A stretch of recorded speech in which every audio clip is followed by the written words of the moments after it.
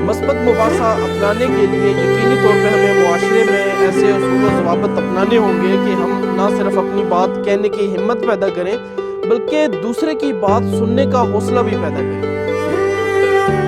عورت مارچ ہو یا کوئی بھی اور مارچ ہو، ہمیں اپنی بات دلائل کے ساتھ ثابت کرنا ہوگا بجائے اس کے کہ ہم لڑائی جھگڑے کی طرف جائیں۔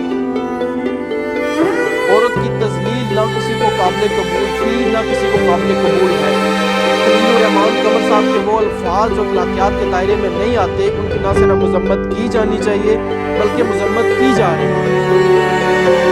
لیکن سوچنے کی بات یہ ہے کہ جب ایک انسان آپ کی بات برداشت کر رہا ہے تو پھر آپ بھی اس کی بات برداشت کرنے کا اپنے اندر حوصلہ پیدا کریں۔ آپ سب کا بہت بہت شکریہ۔ میرا یہ ویڈیو بلاگ اگر آپ کو اچھا لگے اس کو لائک کیجیے، اس پر رائے دیجیے، بلاگ کو شیئر کیجیے گا اور چینل سبسکرائب کرنا مت بھولیے۔ اللہ حافظ۔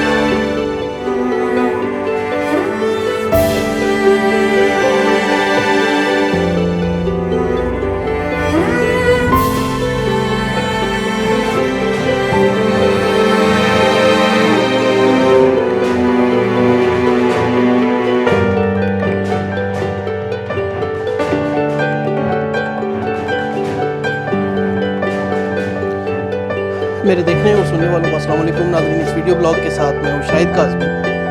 فاؤنڈیشن فار پور سولز کی ہمیشہ سے یہ کوشش رہی ہے کہ وہ عام لوگوں میں آگاہی کے لیے مختلف اقدامات